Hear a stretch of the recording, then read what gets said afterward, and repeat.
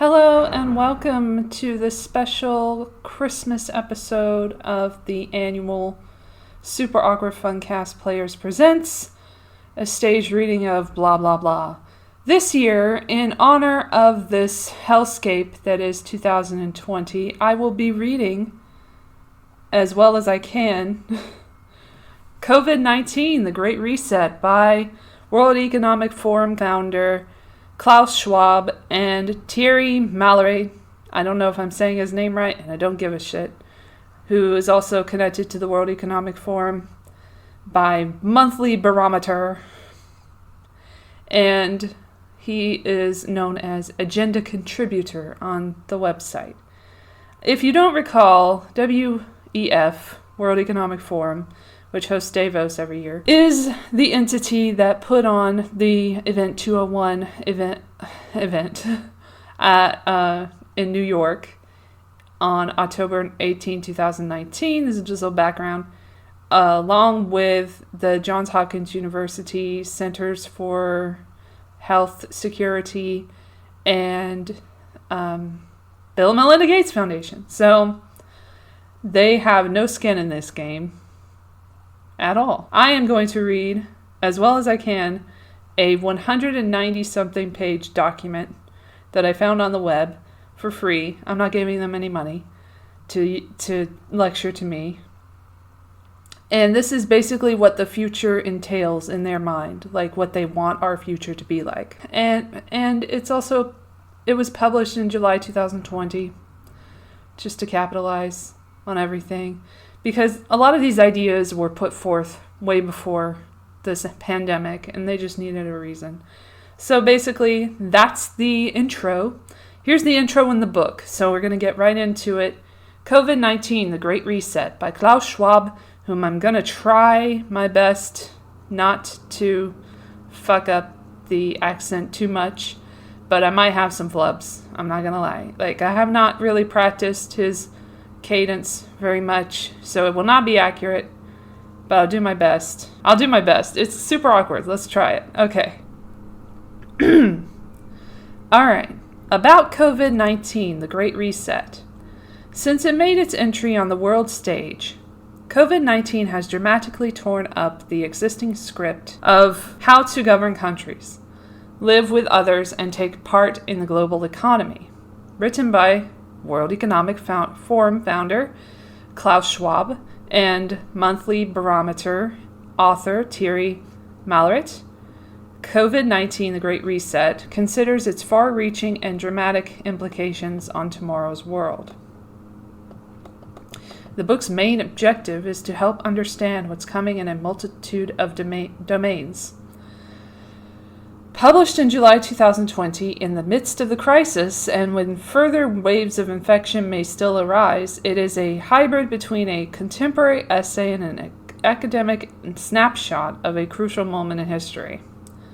It includes theory and practical examples, but is chiefly explanatory, containing many conjectures and ideas about what the post-pandemic world might and perhaps should look like. The book has 3 main chapters offering a panoramic overview of the future landscape. The first assesses what the impact of the pandemic will be on 5 key macro categories: the economic, societal, geopolitical, environmental, and technological factors. The second considers the effects in micro terms on specific industries and companies. The third hypothesizes about the nature of the possible consequences at the individual level. In early July 2020, we are at a crossroads, the authors of COVID-19, The Great Reset argue. One path will take us to a better world, more inclusive, more equitable, and more respectful of Mother Nature. The other will take us to a world that resembles the one we just left behind, but worse and constantly dogged by nasty surprises. We must therefore get it right.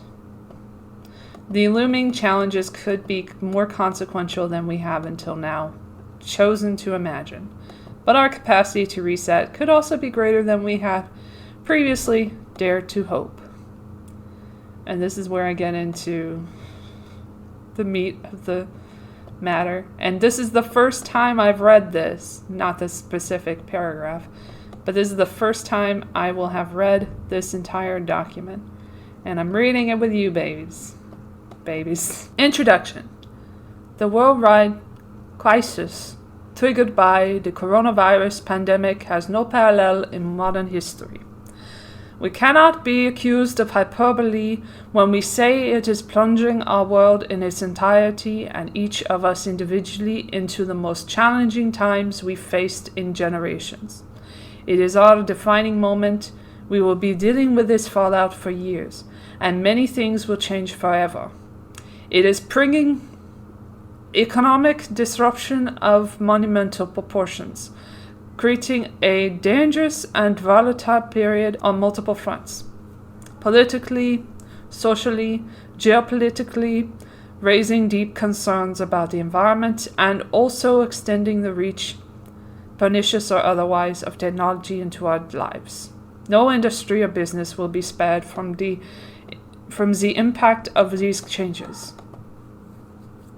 Millions of companies risk disappearing, and many industries face an uncertain future.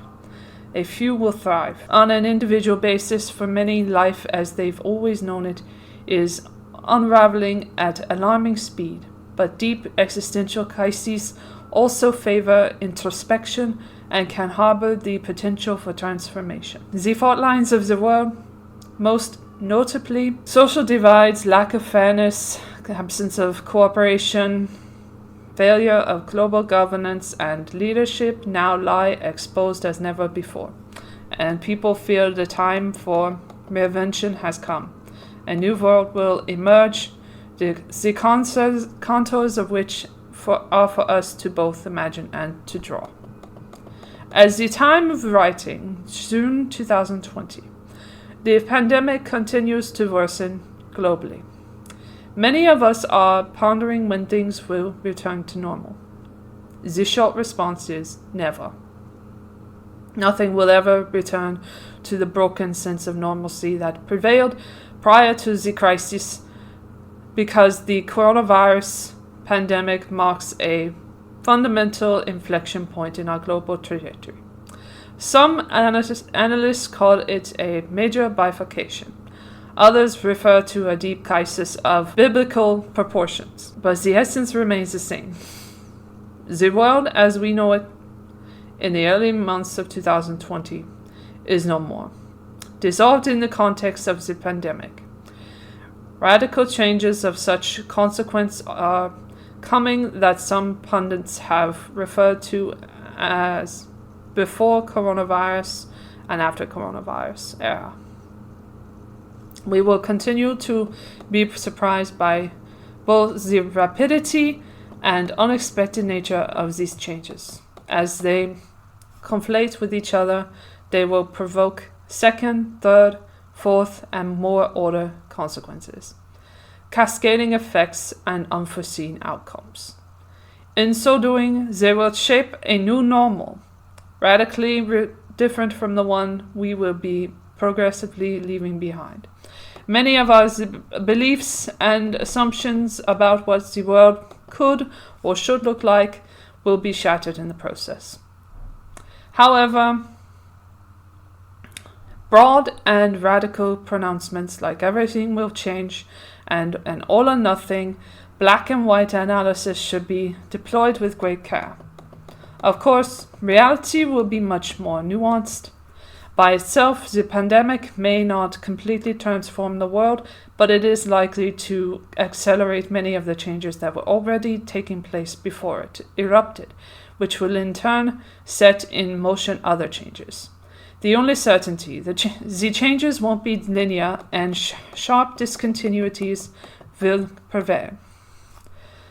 COVID-19, the Great Reset, is an attempt to identify and shed light on the changes ahead and to make a modest contribution in terms of delineating what the more desirable and sustainable form might resemble.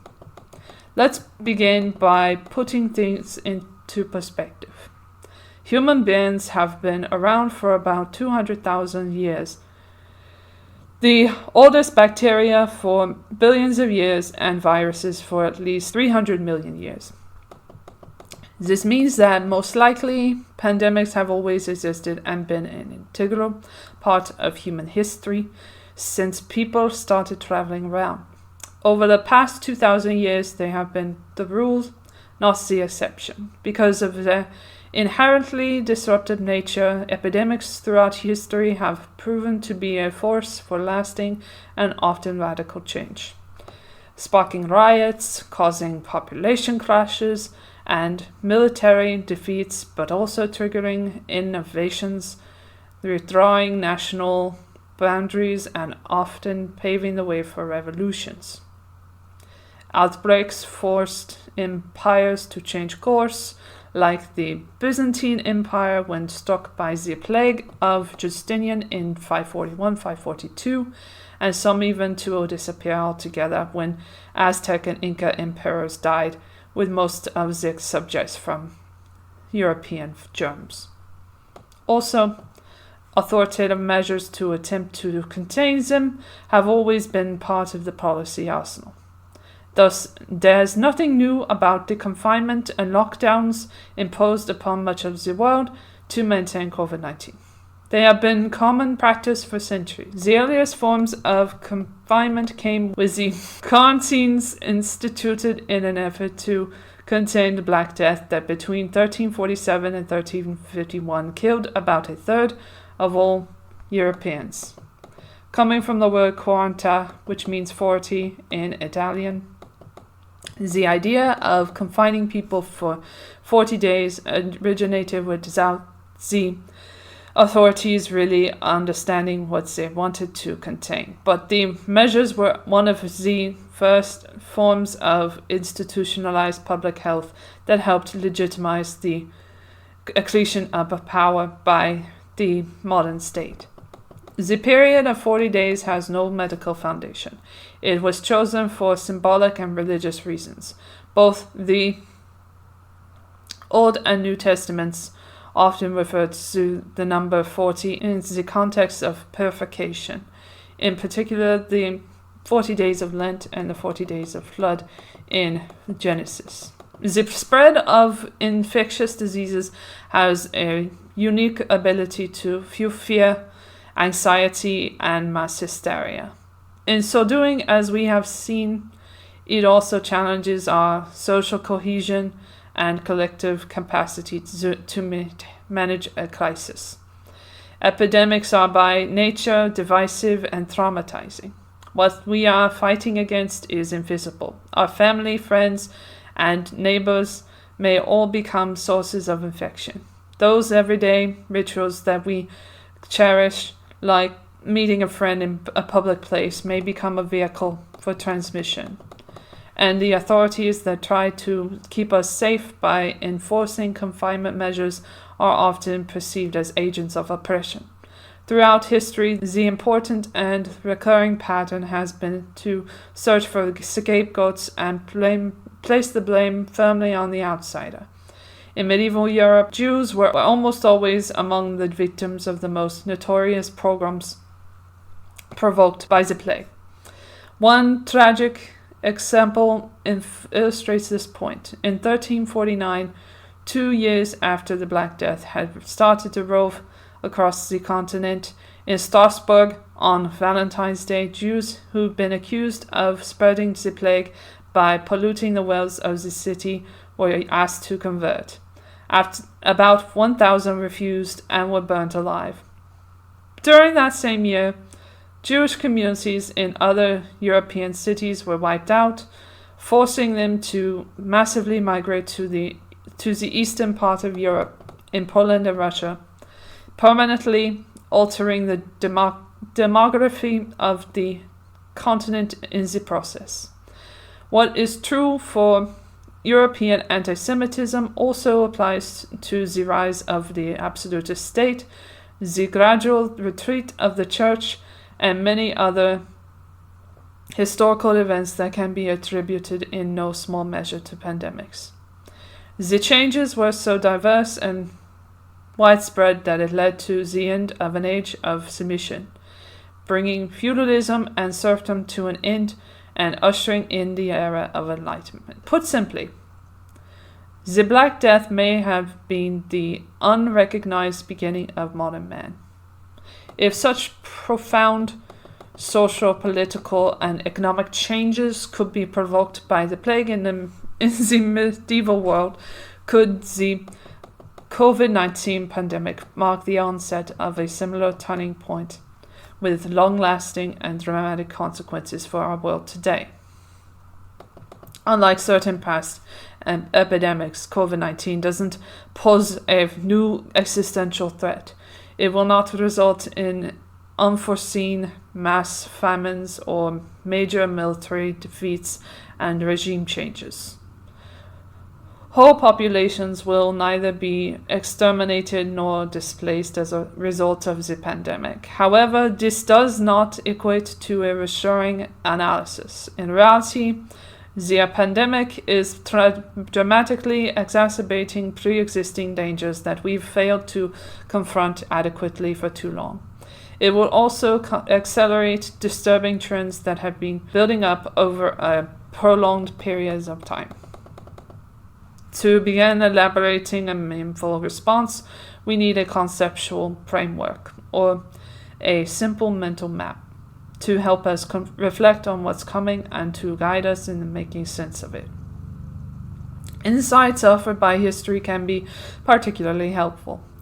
But this is why we so often search for a reassuring mental anchor that can serve as a benchmark when we are forced to ask ourselves tough questions about what will change and to what extent.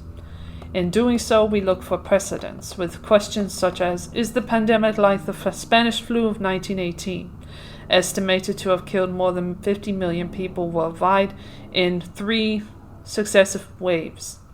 Could it look like the Great Depression that started in 1929?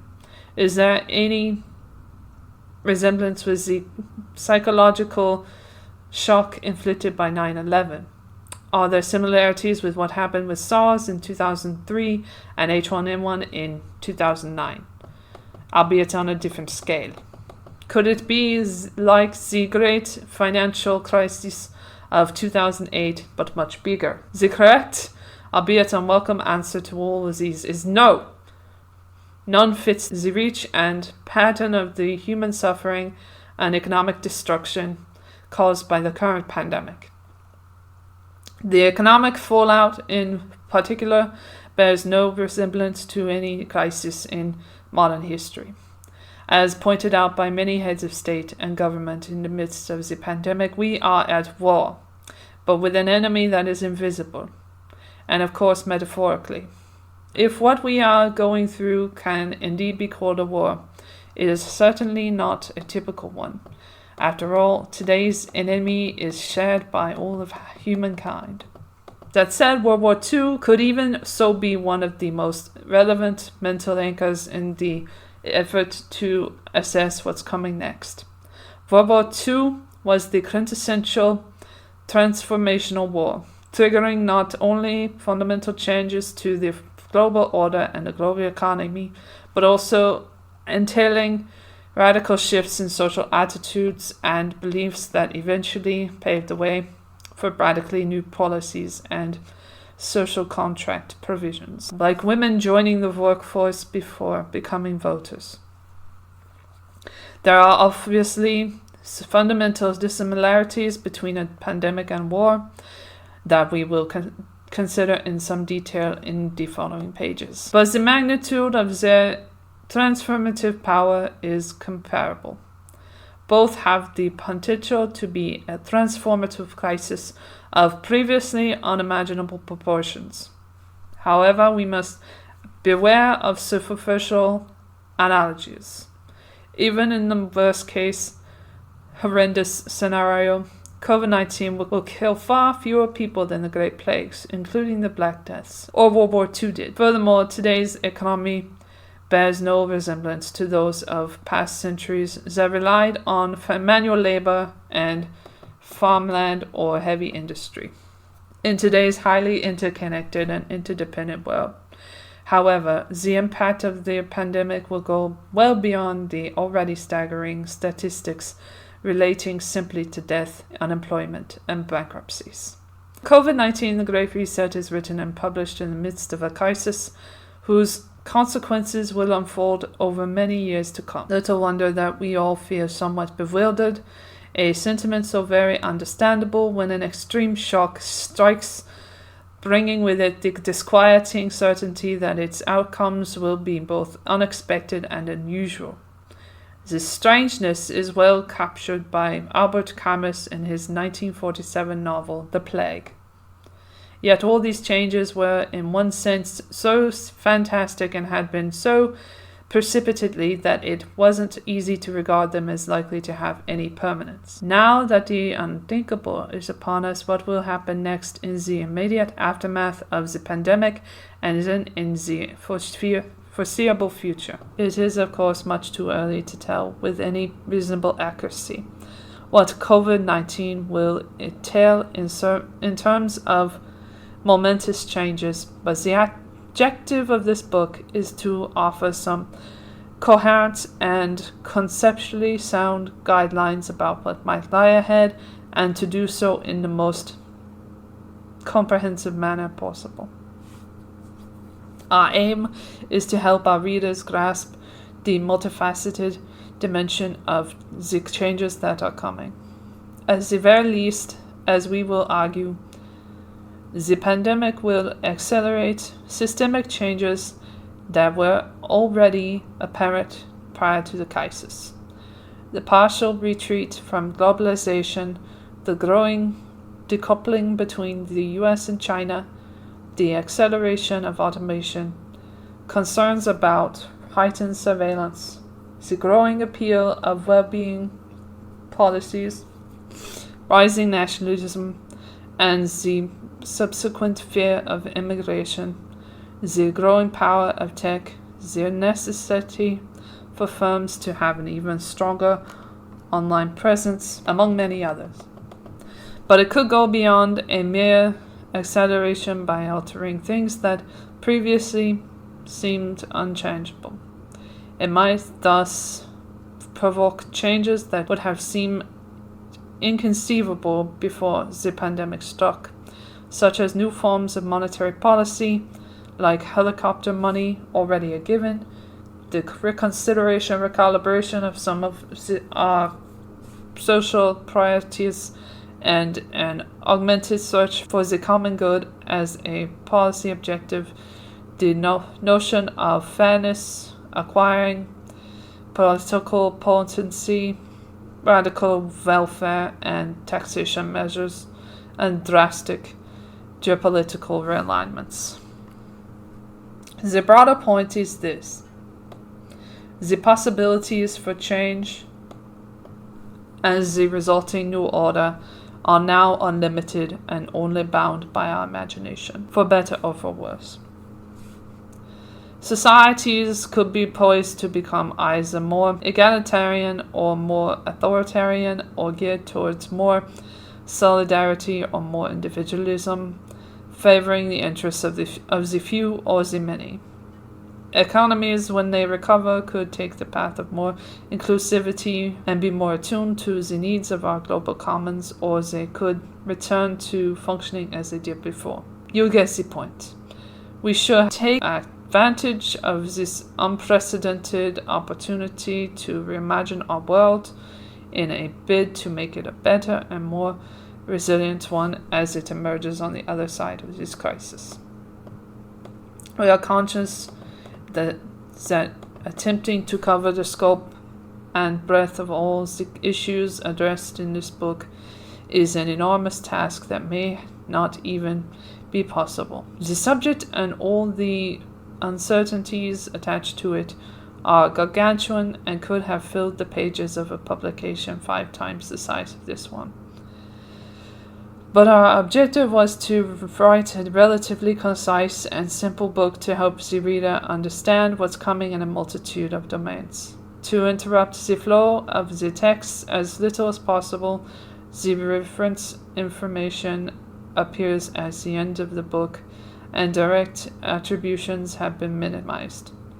Published in the midst of the crisis and when further waves of infection are expected, it will continuously evolve to consider the changing nature of the subject matter. Future editions will be updated in view of new findings, the latest research, revised policy measures, and ongoing feedback from readers. This volume is a hybrid between a light academic book and an essay.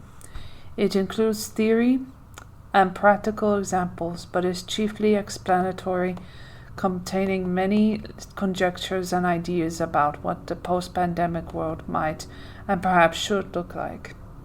It offers neither simple generalizations nor recommendations for a world moving to a new normal, but we trust it will be useful. This book is structured around 3 main chapters, offering a panoramic overview of the future landscape. The first assesses what the impact of the pandemic will be on 5 key macro categories: the economic, societal, geopolitical, environmental, and technological factors. The second considers the effects in micro terms on specific industries and companies. The third hypothesizes about the nature of the possible consequences at the individual level. 1. Macro reset. I just realized that was just the introduction. Okay. Anyway, macro reset. The first leg of our journey progresses across 5 macro categories that offer a comprehensive analytical framework to understand what's going on in today's world and how this might evolve. For ease of reading, we travel thematically through each separately. In reality, they are interdependent, which is where we begin. Our brains make us think in linear terms, but the world that surrounds us is nonlinear. That is to say, complex, adaptive, fast-paced, and ambiguous. 1.1 Conceptual framework, 3 defining characteristics of today's world. The macro reset will occur in the context of the 3 prevailing secular forces that shape our world today: interdependence, velocity, and complexity. This trio exerts its force to a lesser or greater degree on us all, whoever or wherever we may be. 1.1.1 Interdependence. If just one word had to distill the essence of the 21st century, it would have to be interdependence. A byproduct of globalization and technological progress, it can essentially be defined as the dynamic of reciprocal dependence upon the elements that compose a system.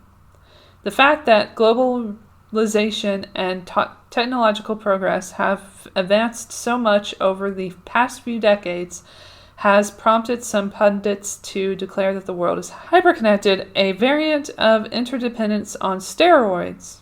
What does this interdependence mean in practice? Simply that the world is concatenated, linked together. In the early 2010s, Kishore Mahbubani, an academic and former diplomat from Singapore, captured this reality with a boat metaphor. The 7 billion people who inhabit planet Earth no longer live in more than 100 separate countries. Instead, they all live in 193 separate cabins on the same boat. In his own words, this is one of the greatest transformations ever. In 2020, he pursued this metaphor further in the context of the pandemic by writing, "If we 7.5 billion people are now stuck together on a virus-infected cruise ship, does it make sense to clean and scrub only our personal cabins while ignoring the corridors and air wells outside through which the virus travels?" The answer is clearly no, yet this is what we have been doing. Since we are now in the same boat, humanity has to take care of the global boat as a whole. An interdependent world is a world of deep systemic connectivity in which all risks affect each other through a web of complex interactions. In such conditions, the assertion that an economic risk will be confined to the economic sphere or that an environmental risk won't have repercussions on risks of a different nature, economic, geopolitical, and so on, is no longer tenable. We can all think of economic risks turning into political ones, like a sharp rise in unemployment leading to pockets of social unrest, or of technological risks mutating into societal ones, such as the issue of tracing the pandemic on mobile phones, provoking a societal backlash. When considered in isolation, individual risks, whether economic, geopolitical, societal, or environmental in character, give the false impression that they can be contained or mitigated. In real life, systemic connectivity shows this to be an artificial construct. In an interdependent world, risks amplify each other and in so doing have cascading effects. That is why isolation or containment cannot rhyme with interdependence and interconnectedness. The chart below, extracted from the World Economic Forum Global Risks Report 2020, makes this plain. It illustrates the interconnected nature of the risks we collectively face. Each individual risk always conflates with those from its own macro category, but also with the individual risks from the other macro categories. Economic risks appear in blue, geopolitical in orange, societal in red, environmental in green, and technological in purple. In this manner, each individual risk harbors the potential to create ricochet effects by provoking other risks. As the chart makes clear, an infectious diseases risk is bound to have a direct effect on global governance failure, social instability, unemployment, fiscal crises, and involuntary migration, to name just a few. Each of these in turn will influence other individual risks, meaning that the individual risk from which the chain of events started, in this particular case, infectious diseases, ends up amplifying many other risks, not only in its own macro category, societal risks, but also in the other four macro categories. This displays the phenomenon of contagion by systemic connectivity. In the following subchapters, we explored what the pandemic risk might entail from an economic, societal, geopolitical, environmental, and technological perspective. Then they got the little figure. Interdependence has an important conceptual effect. It invalidates silo thinking. Since conflation and systemic connectivity are what ultimately matter, addressing a problem or assessing an issue or a risk in isolation from the others is senseless and futile. In the past, this silo thinking partly explains why so many economists failed to predict the credit crisis in 2008, and why so few political scientists saw the Arab Spring coming in 2011. Today, the problem is the same with the pandemic. Epidemiologists, public health specialists, economists, social scientists, and all the other scientists and specialists who are in the business of helping decision makers understand what lies ahead find it difficult and sometimes impossible to cross the boundaries of their own discipline. That is why addressing complex trade-offs such as containing the progression of the pandemic versus reopening the economy is so fiendishly difficult. Understandably, most experts end up being segregated into increasingly narrow fields. Therefore, they lack the enlarged view necessary to connect the many different dots that provide the more complete picture the decision makers desperately need. 1.1.2 Velocity. The above firmly points the finger at technological progress and globalization as the primary culprits responsible for greater interdependence. In addition, they have created such a culture of immediacy that it's not an exaggeration to claim that in today's world, everything moves much faster than before. If just one thing were to be singled out to explain this astonishing increase in velocity, it would undoubtedly be the internet. More than half, 52% of the world's population is now online, compared to less than 8% 20 years ago. In 2019, more than 1.5 billion smartphones, a symbol and vector of velocity that allows us to be reached anywhere and at any time, were sold around the world. The Internet of Things now connects 22 billion devices in real time, ranging from cars to hospital beds, electric grids and water station pumps to kitchen ovens and agricultural irrigation systems. This number is expected to reach 50 billion or more in 2030. Other explanations for the rise in velocity point to the scarcity element. As societies get richer, time becomes more valuable and is therefore perceived as ever more scarce. This may explain studies showing that people in wealthy cities always walk faster than in poor cities. They have no time to lose. No matter what the causal explanation is, the end game of all of this is clear. As consumers and producers, spouses and parents, leaders and followers, we are all being subjected to constant, albeit discontinuous, rapid change. We can see velocity everywhere, whether it's a crisis, social discontent, technological developments and adoption, geopolitical upheaval, the financial markets, and of course the manifestation of infectious diseases. Everything now runs on fast forward. As a result, we operate in a real-time society, with the nagging feeling that the pace of life is ever increasing.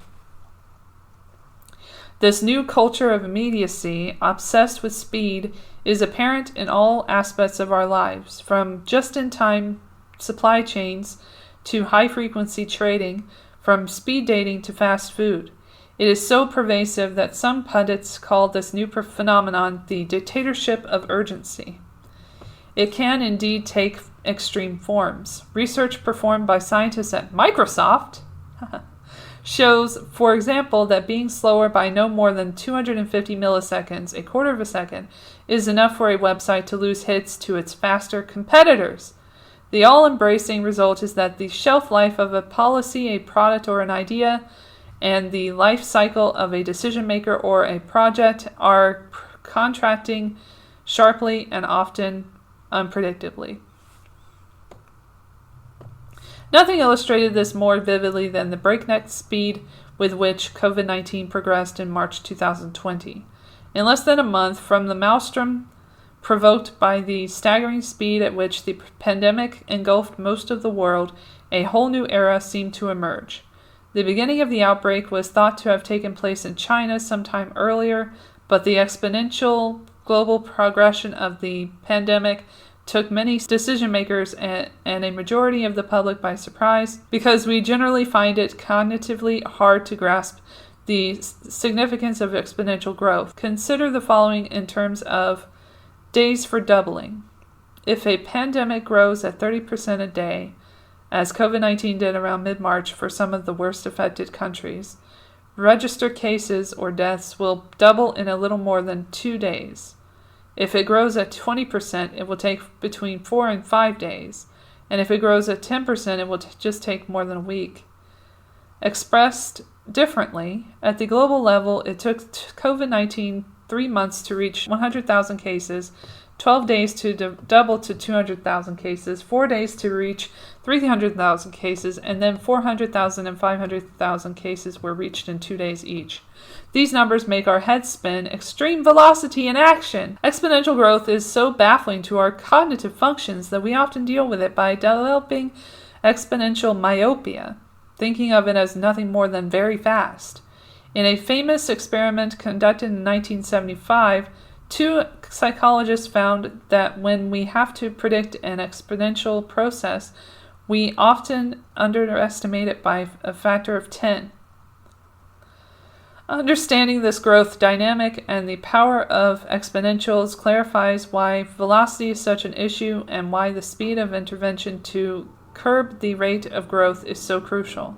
Ernest Hemingway understood this. In his novel The Sun Also Rises, 2 characters have the following conversation. "How did you go bankrupt?" Bill asked. "2 ways," Mike said. "Gradually, then suddenly." The same tends to happen for big systemic shifts and disruption in general. things tend to change gradually at first and then all at once. Expect the same for the macro reset. Not only does velocity take extreme forms, but it can also engender perverse effects. Impatience, for example, is one the effects which can be seen similarly in the behavior of participants in the financial markets, with new research suggesting that momentum trading based on velocity leads stock prices to deviate persistently from their fundamental value or correct price, and in that of voters in an election. The latter will have a critical relevance in the post-pandemic era. Governments, by necessity, take a while to make decisions and implement them. They are obliged to consider many different constituency groups and competing interests, balance domestic concerns with external considerations, and secure legislative approval before putting into motion the bureaucratic machinery to action all of these decisions. By contrast, voters expect almost immediate policy results and improvements, which, when they don't arrive fast enough, lead to almost instantaneous disappointment. This problem of asynchronicity between two different groups, policymakers and the public, whose time horizon differs so markedly, will be acute and very difficult to manage in the context of the pandemic. The velocity of the shock and the depth of the pain it has inflicted will not and cannot be matched with equal velocity on the policy side. Velocity also led many observers to establish a false equivalence by comparing seasonal flu with COVID-19. This comparison, made again and again in the early months of the pandemic, was misleading and conceptually erroneous. Let's take the example of the U.S. to hammer out the point and better grasp the role played by velocity in all of this. According to the Centers for Disease Control, CDC, between 39 and 56 million Americans contracted the flu during the 2019-2020 winter season, with between 24,000 and 62,000 deaths. By contrast, and according to Johns Hopkins University, our favorite, on 24 June 2020, more than 2.3 million were diagnosed with COVID-19 and almost 121,000 people had died. But the comparison stops there. It is meaningless for two reasons. One, the flu numbers correspond to the estimated total flu burden, while the COVID-19 figures are confirmed cases. And two, the seasonal flu cascades in gentle waves over a period of up to 6 months in an even pattern, while the COVID-19 virus spreads like a tsunami in a hotspot pattern in a handful of cities and regions where it concentrates, and in doing so can overwhelm and jam healthcare capacities, monopolizing hospitals to the detriment of non-COVID-19 patients.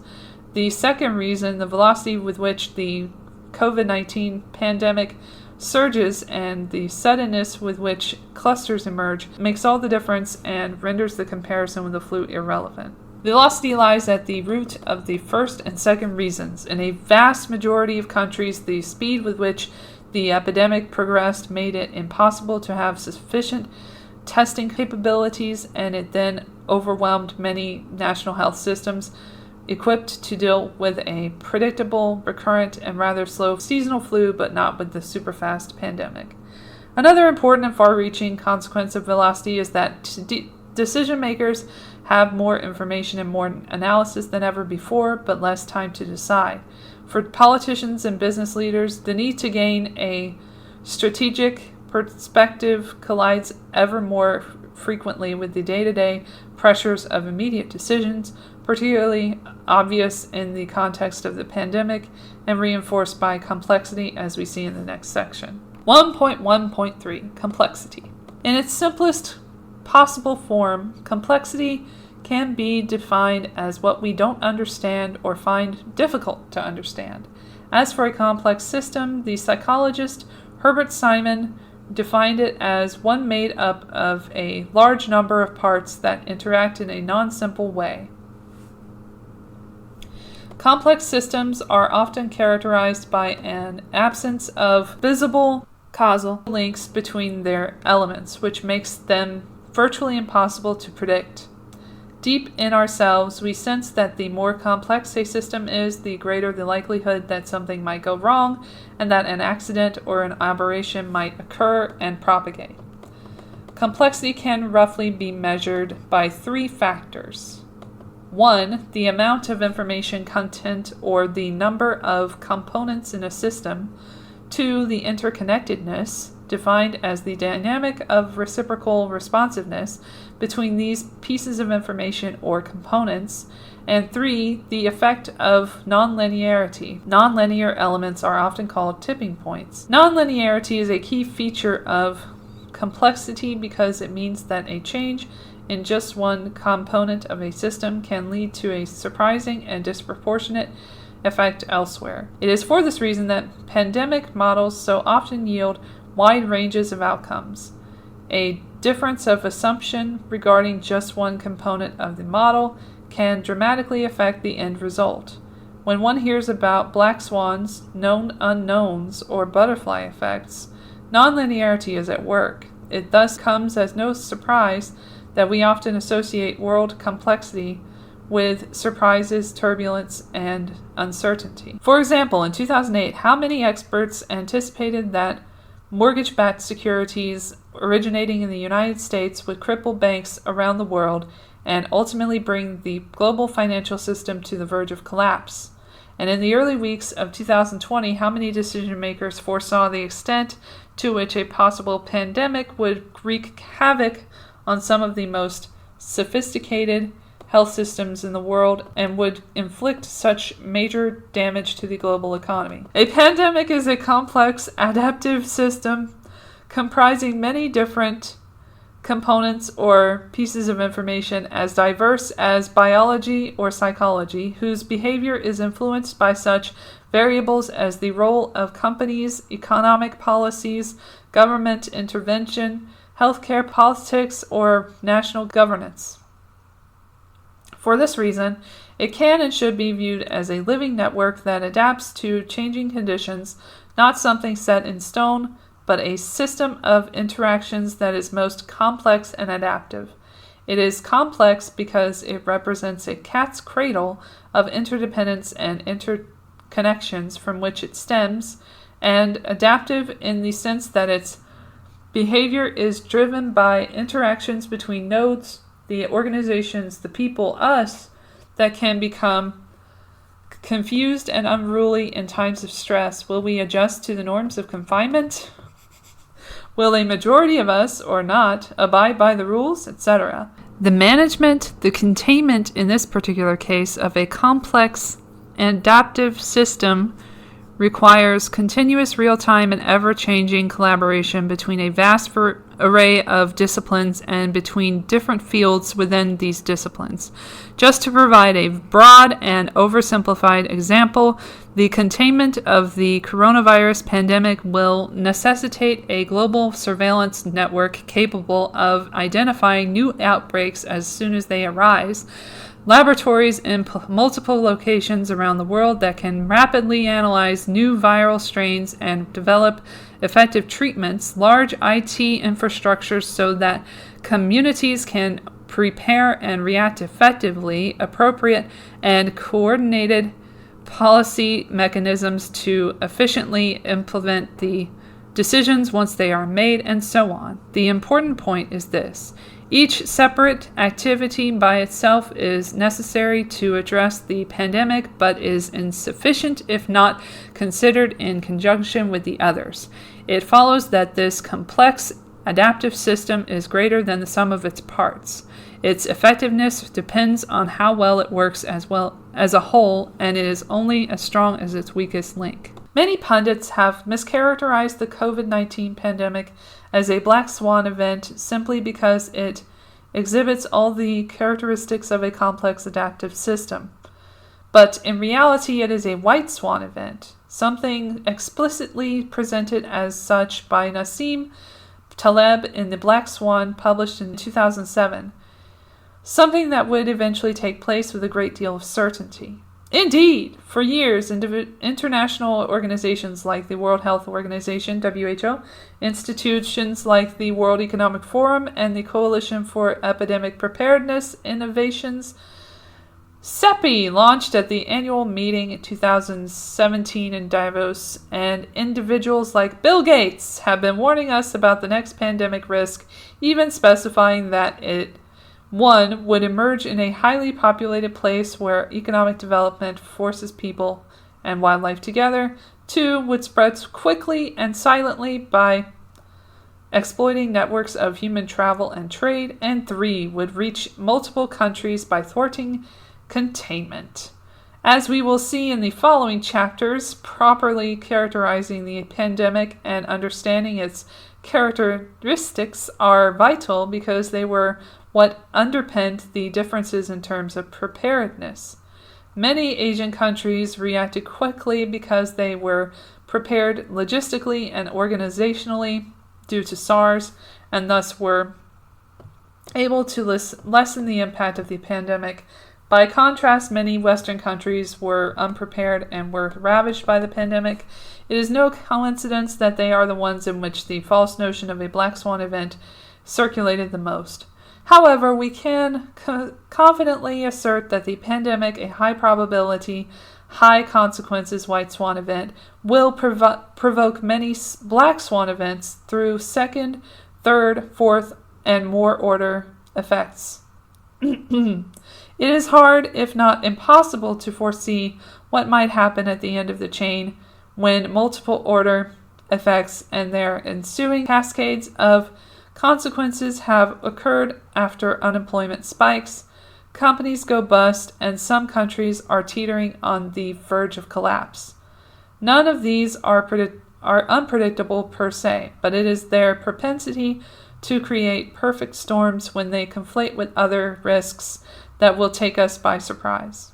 To sum up, the pandemic is not a black swan event, but some of its consequences will be.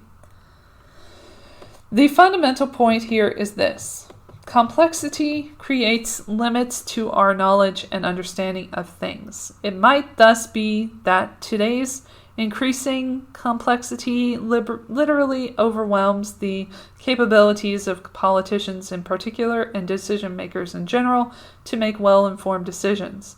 A theoretical physicist turned head of state, President Armen Sarkisian of Armenia, made this point when he coined the expression quantum politics, outlining how the classical world of post-Newtonian physics, linear, predictable, and to some extent even deterministic, had given way to the quantum world, highly interconnected and uncertain, incredibly complex, and also changing depending on the position of the observer. This expression recalls quantum physics, which explains how everything works and is the best description we have of the nature of the particles that make up matter and the forces with which they interact. The COVID-19 pandemic has laid bare this quantum world. 1.2 Economic Reset. 1.2.1 The Economics of COVID-19. Our contemporary economy differs radically from that of previous centuries. Compared to the past, it is infinitely more interconnected, intricate, and complex. It is characterized by a world population that has grown exponentially, by airplanes that connect any point anywhere to another somewhere else in just a few hours, resulting in more than 1 billion of us crossing a border each year, by humans encroaching on nature and the habitats of wildlife, by ubiquitous, sprawling megacities that are home to millions of people living cheek by jowl, often without adequate sanitation and medical care. Measured against the landscape of just a few decades ago, let alone centuries ago, today's economy is simply unrecognizable. Notwithstanding, some of the economic lessons to be gleaned from historical pandemics are still valid today to help grasp what lies ahead. The global economic catastrophe that we are now confronting is the deepest recorded since 1945 in terms of its sheer speed. It is unparalleled in history. Although it does not rival the calamities and the absolute economic desperation that societies endured in the past, there are some telling characteristics that are hauntingly similar. when in 1665, over the space of 18 months, the last bubonic plague had eradicated a quarter of London's population, Daniel Defoe wrote in a Journal of the Plague Year, published in 1722. All trades being stopped, employment ceased, the labor, and by that the bread of the poor were cut off, and at first indeed the cries of the poor were most lamentable to hear, thousands of them having stayed in London till nothing but desperation sent them away. Death overtook them on the road, and they served for no better than the messengers of death. Defoe's book is full of anecdotes that resonate with today's situation, telling us how the rich were escaping to the country, taking death with them, and observing how the poor were much more exposed to the outbreak, or describing how quacks and mountebanks sold false cures. What the history of previous epidemics shows again and again is how pandemics exploit trade routes and the clash that exists between the interests of public health and those of economics, something that constitutes an economic aberration, as we will see in just a few pages. As the historian Simon Schama describes, in the midst of calamity, economics was always at loggerheads with the interests of public health, even though, until there was an understanding of germ-borne diseases, the plague was mostly attributed to foul air and noxious vapors said to arise from stagnant or polluted marshes. There was nonetheless a sense that the very commercial arteries that had generated prosperity were now transformed into vectors of poison. But when quarantines were proposed or imposed, those who stood to lose most, merchants and in some places artisans and workers, from the stoppage of markets, fairs, and trade, put up stiff resistance. Must the economy die so that it could be resurrected in robust good health? Yes, said the guardians of public health, who became part of urban life in Europe from the 15th century onwards. History shows that epidemics have been the great resetter of countries' economy and social fabric. Why should it be different with COVID-19? A seminal paper on the long-term economic consequences of major pandemics throughout history shows that significant macroeconomic aftereffects can persist for as long as 40 years, substantially depressing real rates of return. This is in contrast to wars that have the opposite effect. They destroy capital while pandemics do not. Wars trigger higher real interest rates, implying greater economic activity, while pandemics trigger lower real rates, implying sluggish economic activity. In addition, consumers tend to react to the shock by increasing their savings, either because of new precautionary concerns or simply to replace the wealth lost during the epidemic. On the labor side, there will be gains at the expense of capital, since real wages tend to rise after pandemics. As far back as the Black Death that ravaged Europe from 1347 to 1351 and that suppressed 40% of Europe's population in just a few years, workers discovered for the first time in their life that the power to change things was in their hands. Barely a year after the epidemic had subsided, textile workers in Saint-Omer, a small city in northern France, demanded and received successive wage rises. 2 years later, many workers' guilds negotiated shorter hours and higher pay, sometimes as much as a third more than the pre-plague level. Similar but less extreme examples of other pandemics point to the same conclusion. Labor gains in power to the detriment of capital. Nowadays, this phenomenon may be exacerbated by the aging of much of the population around the world. Africa and India are notable exceptions, but such a scenario today risks being radically altered by the rise of automation, an issue to which we will return in section 1.6. Unlike previous pandemics, it is far from certain that the COVID-19 crisis will tip the balance in favor of labor and against capital. For political and social reasons it could, but technology changes the mix. 1.2.1.1 Uncertainty. The high degree of ongoing uncertainty surrounding COVID-19 makes it incredibly difficult to precisely assess the risk it poses. As with all new risks that are agents of fear, this creates a lot of social anxiety that impacts economic behavior. An overwhelming consensus has emerged within the global scientific community that Jin Qi, one of China's leading scientists, had it right when he said in April 2020, "This is very likely to be an epidemic that coexists with humans for a long time, becomes seasonal, and is sustained within human body." Ever since the pandemic started, we have been bombarded daily with a relentless stream of data, but in June 2020, roughly half a year after the beginning of the outbreak, our knowledge is very patchy still, and as a result, we still don't really know just how dangerous COVID-19 is.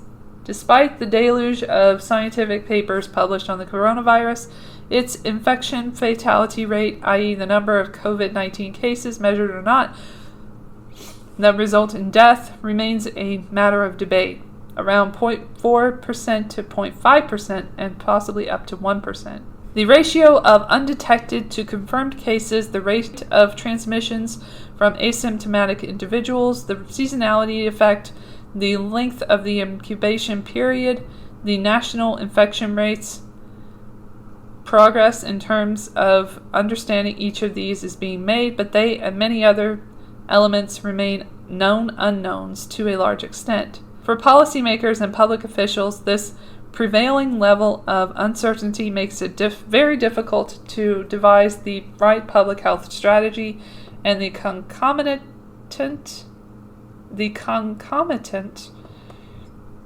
economic strategy. What the fuck is concomitant? But okay.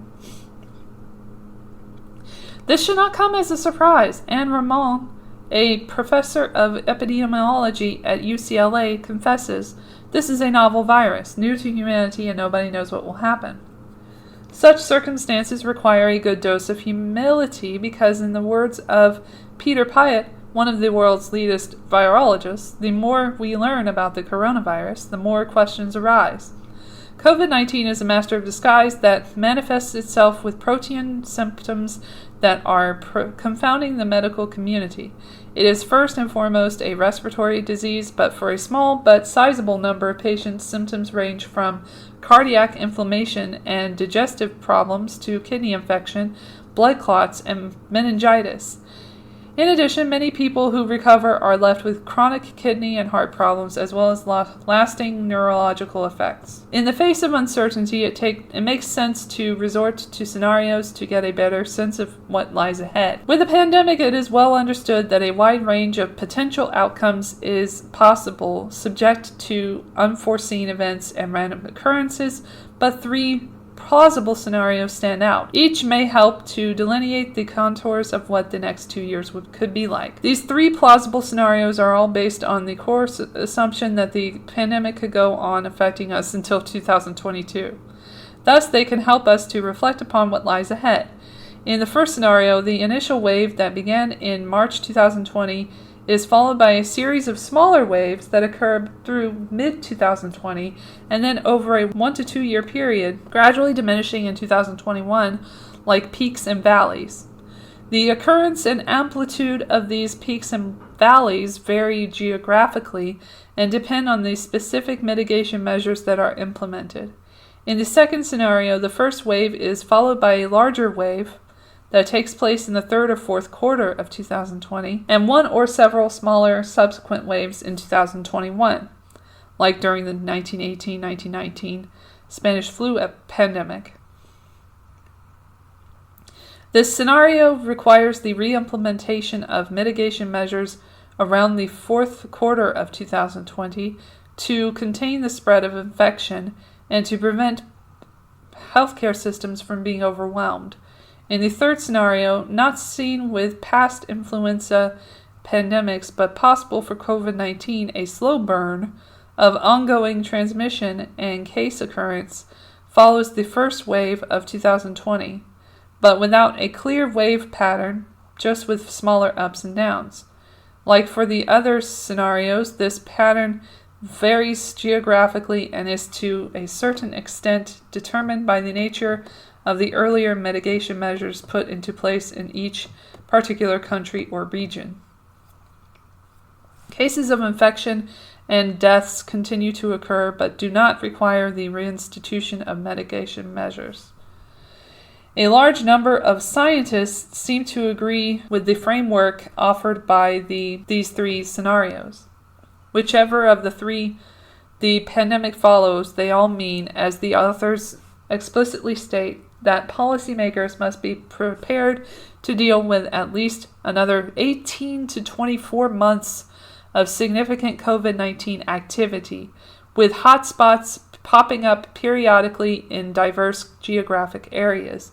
As we will argue next, a full-fledged economic recovery cannot take place until the virus is defeated or behind us. 1.2.1.2 The economic fallacy of sacrificing a few lives to save growth.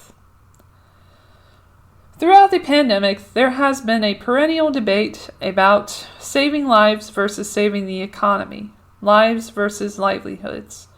This is a false trade-off.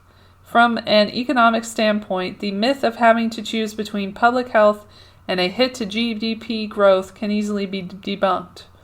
Leaving aside the not insignificant ethical issue of whether sacrificing some lives to save the economy is a social Darwinian proposition or not, deciding not to save lives will not improve economic welfare.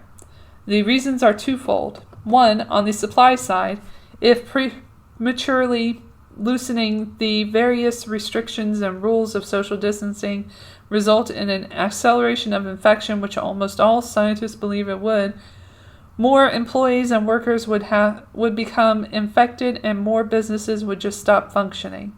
After the onset of the pandemic in 2020, the validity of this argument was proven on several occasions. They ranged from factories that had to stop operating because too many workers had fallen ill, primarily the case for work environments that forced physical proximity between workers, like in meat processing facilities, to naval ships stranded because too many crew members had been infected, thus preventing the vessel from operating normally. An additional factor that negatively affects the supply of labor is that around the world there were repeated instances of workers refusing to return to work for fear of becoming infected. In many large companies, employees who felt vulnerable to the disease generated a wave of activism, including work stoppages. 2. On the demand side, the argument boils down to the most basic and yet fundamental determinant of economic activity: sentiments. Because consumer sentiments are what really drives economies, a return to any kind of normal will only happen when and not before confidence returns. Individuals' perceptions of safety drive consumer and business decisions, which means that sustained economic improvement is contingent upon two things: the confidence that the pandemic is behind us, without which people will not consume and invest, and the proof that the virus is defeated globally, without which people will not be able to feel safe, first locally and subsequently further afield. The logical conclusion of these 2 points is this: governments must do whatever it takes and spend whatever it costs in the interest of our health and our collective wealth for the economy to recover sustainably. As both an economist and public health specialist put it, only saving lives will save livelihoods, making it clear that only policy measures that place people's health at their core will enable an economic recovery, adding, if governments fail to save lives, people afraid of the virus will not resume shopping, traveling, or dining out. This will hinder economic recovery, lockdown or no lockdown. Only future data and subsequent analysis will provide incontrovertible proof that the trade-off between health and the economy does not exist. That said, some U.S. data collected in the early phases of reopening in some states showed a drop in spending and working even before the lockdown. Once people began to worry about the pandemic, they effectively started to shut down the economy, even before the government had officially asked them to do so. A similar phenomenon took place after some American states decided to partially reopen. Consumption remained subdued. This proves the point that economic life cannot be activated by fiat, but it also illustrates the predicament that most decision makers experienced when having to decide whether to reopen or not. The economic and societal damage of a lockdown is glaringly obvious to everybody, while success in terms of containing the outbreak and preventing deaths, a prerequisite for a successful opening, is more or less invisible. There is no public celebration when a coronavirus case or death doesn't happen, leading to the public health policy paradox that when you do it right, nothing happens. This is why delaying the lockdown or opening too early was always such a strong policy temptation. However, several studies have since shown how such a temptation carried considerable risk, two in particular coming to similar conclusions with different methodologies, modeled what could have happened without lockdown. According to one conducted by Imperial College London, wide-scale, rigorous lockdowns imposed in March 2020 averted 3.1 million deaths in 11 European countries, including the UK, Spain, Italy, France, and Germany. The other, led by the University of California, Berkeley, concluded that 530 million total infections, corresponding to 62 million confirmed cases, were averted in 6 countries: China, South Korea, Italy, Iran, France, and the U.S., by the confinement measures that each had put into place. The simple conclusion: in countries afflicted with registered COVID-19 cases that at the peak were roughly doubling every 2 days, governments had no reasonable alternative but to impose rigorous lockdowns. Pretending otherwise is to ignore the power of exponential growth and the considerable damage it can inflict through a pandemic. Because of the extreme velocity of the COVID-19 progression, the timing and forcefulness of the intervention were of the essence. 1.2.2 Growth and employment. Before March 2020, never had the world economy come to such an abrupt and brutal stop. Never before had anyone alive experienced an economic collapse so dramatic and drastic both in its nature and place.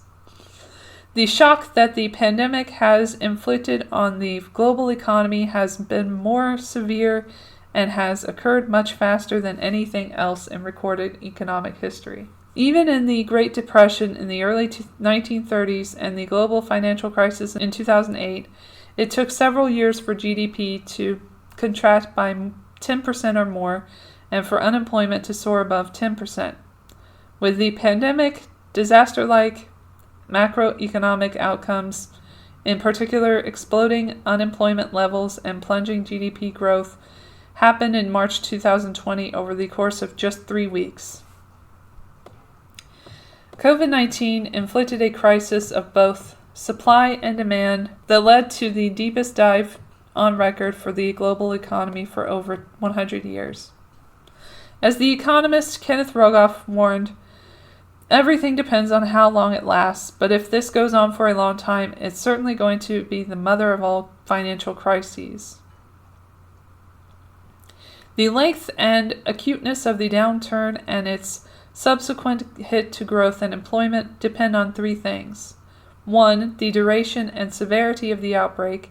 2. Each country's success at containing the pandemic and mitigating its effects. And 3. The cohesiveness of each society in dealing with the post-confinement measures and the various opening strategies. At the time of writing, end of June 2020, all 3 aspects remain unknown. Renewed waves of outbreaks, big and small, are occurring. Countries' success at containing the outbreak can either last or suddenly be reversed by new waves, and society's cohesion can be challenged by renewed economic and social pain. 1.2.2.1 Economic growth. At different moments between February and May 2020, in a bid to contain the pandemic, governments worldwide made the deliberate decision to shut down much of their respective economies. This unprecedented course of events has brought with it a fundamental shift in the way the world economy operates, marked by an abrupt and unsolicited return to a form of relative autarky, with every nation trying to move towards certain forms of self-sufficiency and a reduction in national and global output. The impact of these decisions seemed all the more dramatic because they concerned, first and foremost, service industries, a sector traditionally more immune than other industries like construction or manufacturing to the cyclical swings of economic growth. Consequently, the service sector that represents by far the largest component of economic activity in any developed economy, about 70% of GDP and more than 80% of employment in the U.S., was hit the hardest by the pandemic. It also suffered from another distinctive characteristic. Contrary to manufacturing or agriculture, lost revenues in services are gone forever. They cannot be deferred because service companies don't hold inventories or stock raw materials. Several months into the pandemic, it looks like even a semblance of a return to business as usual for most service companies is inconceivable as long as COVID-19 remains a threat to our health. This in turn suggests that a full return to normal cannot be envisaged before a vaccine is available. When might that be? According to most experts, it is unlikely to be before the first quarter of 2021 at the earliest. In mid-June 2020, already more than 135 trials were underway, proceeding at a remarkable pace, considering that in the past it could take up to 10 years to develop a vaccine, 5 in the case of Ebola. So, the reason is not science, but production. Manufacturing billions of doses constitutes the real challenge that will require a massive expansion and diversion of existing capacity. The next hurdle is the political challenge of vaccinating enough people worldwide. We are collectively as strong as the weakest link, with a high enough compliance rate, despite the rise of anti-vaxxers. During the intervening months, the economy will not operate at full capacity, a country-dependent phenomenon dubbed the 80% economy. Companies in sectors as varied as travel, hospitality, retail, or sports and events will face the following triple whammy. 1. Fewer customers who will respond to uncertainty by becoming more risk-averse. 2. Those who consume will spend less on average because of precautionary savings. And 3. Transaction costs will be higher. Serving one customer will cost more because of physical distancing and sanitation measures. Taking into account the criticality of services for GDP growth, the richer the country, the greater the importance of services for growth. This new reality of a 80% economy begs the question of whether successive possible shutdowns of business activity in the service sector will have lasting effects on the broader economy through bankruptcies and losses of employment, which in turn begs the question of whether these possible lasting effects could be followed by a collapse in demand as people lose their income and their confidence in the future. Such a scenario will almost inevitably lead to a collapse in investment among business and a surge in precautionary saving among consumers, with fallout in the entire global economy through capital flight, the rapid and uncertain movement of large amounts of money out of a country, which tends to exacerbate economic crises. According to the OECD, the immediate yearly impact of the economy having been switched off could be a reduction in GDP in the G7 countries of between 20% and 30%. But again, this estimate depends on the outbreak's duration and severity in each country. The longer lockdowns last, the greater the structural damage they inflict by leaving permanent scars in the economy through job losses, bankruptcies, and capital spending cancellations. As a rule of thumb, every month that large parts of an economy remain closed, annual growth might fall by a further 2 percentage points. But as we would expect, the relationship between the duration of restrictive measures and the corresponding impact on GDP is not linear. The Dutch Central Planning Bureau found that every additional month of containment results in a greater non-proportional deterioration of economic activity. According to the model, a full month of economic hibernation would result in a loss of 1.2% in Dutch growth in 2020, while 3 months would cause a 5% loss. For the regions and countries that have already exited lockdowns, it is too early to tell how GDP growth will evolve. At the end of June 2020, some V-shaped data, like the Eurozone, Purchasing Manufacturing Indices, PMI, and a bit of anecdotal evidence generated a stronger than expected rebound narrative, but we should not get carried away for 2 reasons. One, the marked improvement in PMI in the Eurozone and the US does not mean that these economies have turned the corner. It simply indicates that business activity has improved compared to previous months, which is natural since a significant pickup in activity should follow the period of inactivity caused by rigorous lockdowns. 2, in terms of future growth, one of the most meaningful indicators to watch is the savings rate. In April, admittedly during the lockdown, the U.S. personal savings rate climbed to 33%, while in the Eurozone, the household savings rate, calculated differently than the U.S. personal savings rate, rose to 19%. They will both significantly drop as the economies reopen, but probably not enough to prevent these rates from remaining at historically elevated levels. In its World Economic Outlook update published in June 2020, the International Monetary Fund, IMF, warned about a crisis like no other and an uncertain recovery. Compared to April, it revised its projections for global growth downwards, anticipating global GDP at negative 4.9% in 2020, almost 2 percentage points below its previous estimate. 1.2.2.2 Employment. The pandemic is confronting the economy with a labor market crisis of gigantic proportions. The devastation is such and so sudden as to leave even the most seasoned policymakers almost speechless, and worse still, nigh on policyless. In testimony before the U.S. Senate Committee on Banking on 19 May, the Federal Reserve System's chairman, Jerome J. Powell, confessed, "This precipitous drop in economic activity has caused a level of pain that is hard to capture in words, as lives are upended amid great uncertainty about the future.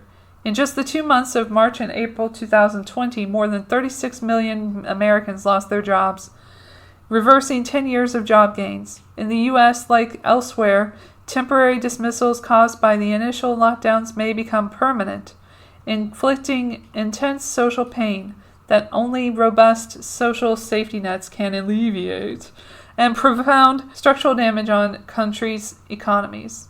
The level of global unemployment will ultimately depend on the depth of the collapse in economic activity, but hovering around or exceeding 2-digit levels across the world are a given.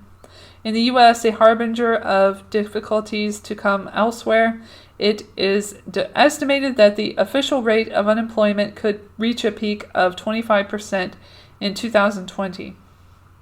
A level equivalent to that of the Great Depression. That would be even higher if hidden unemployment were to be taken into account, like workers who are not counted in official statistics because they are so discouraged they abandon the workplace and cease looking for a job, or part-time workers who are looking for a full-time job. The situation of employees in the service industry will be particularly dire. That of workers not officially employed will be even worse. As for GDP growth, the magnitude and severity of the unemployment situation are country dependent. Each nation will be affected differently, depending on its economic structure and the nature of its social contract. But the US and Europe offer two radically different models of how the issue is being addressed by policymakers and what lies ahead.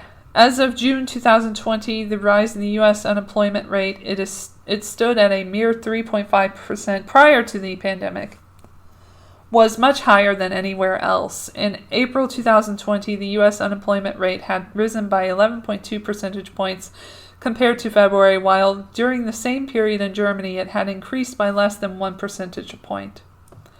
Two reasons account for this striking difference. One, the U.S. labor market has a hire and fire culture that doesn't exist and is often prohibited by law in Europe. And two, right from the onset of the crisis, Europe put into place fiscal measures destined to support employment. In the U.S., government support so far, June 2020, has been larger than in Europe, but of a fundamentally different nature. It provides income support for those who lost their job, with the occasional result that those displaced are better off than in their full-time jobs before the crisis. In Europe, by contrast, the governments decided to directly support those businesses that kept workers formerly employed in their original jobs, even when they were no longer working full-time or not working at all. In Germany, the short-time working scheme, called Kurzarbeit, a model emulated elsewhere, replaced up to 60% of earnings for 10 million employees who would have otherwise lost their jobs, while in France, a similar scheme also compensated a similar number of workers by providing them up to 80% of their previous salary. Many other European countries came up with similar solutions, but without which layoffs and redundancies would have been much more consequential. These labor market supporting measures are accompanied by other governmental emergency measures, like those giving insolvent companies the possibility to buy time. In many European countries, if firms can prove their liquidity problems were caused by the pandemic, they won't have to file for bankruptcy until later, possibly as late as March 2021 in some countries. This makes eminent sense if the recovery takes hold, but it could be that this policy is only postponing the problem. Globally, a full recovery of the labor market could take decades. And in Europe, like elsewhere, the fear of mass bankruptcies followed by mass unemployment looms large. In the coming months, the unemployment situation is bound to deteriorate further for the simple reason that it cannot improve significantly until a sustainable economic recovery begins. This won't happen before a vaccine or a treatment is found, meaning that many people will be doubly worried about losing their job and about not finding another one if they do lose it, which will lead to a sharp increase in savings rates. In a slightly more distant time, from a few months to a few years, two categories of people will face a particularly bleak unemployment situation: young people entering for the first time a job market devastated by the pandemic, and workers susceptible to be replaced by robots. These are fundamental issues at the intersection of economics, society, and technology, with defining implications for the future of work. Automation, in particular, will be a source of acute concern.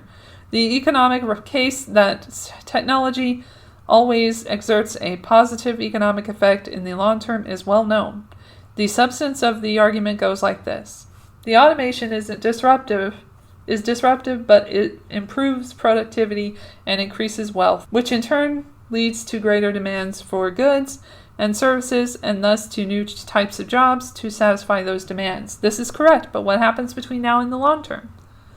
In all likelihood, the recession induced by the pandemic will trigger a sharp increase in labor substitution, meaning that physical labor will be replaced by robots and intelligent machines, which will in turn provoke lasting and structural changes in the labor market. In the technology chapter, we analyze in more detail the impact that the pandemic is having on automation, but there is already ample evidence that it is accelerating the pace of transformation.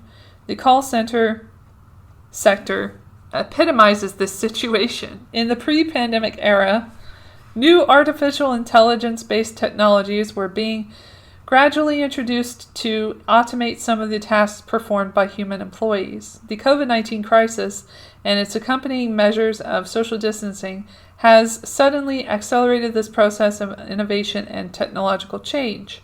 Chatbots, which often use the same voice recognition technology behind Amazon's Alexa, and other software that can replace tasks normally performed by human employees, are being rapidly introduced. These innovations, provoked by necessity, i.e. sanitary measures, will soon result in hundreds of thousands and potentially millions of job losses.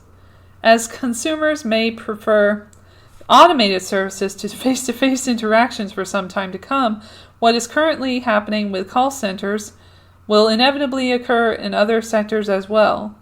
Automation anxiety is therefore set for a revival, which the economic recession will exacerbate.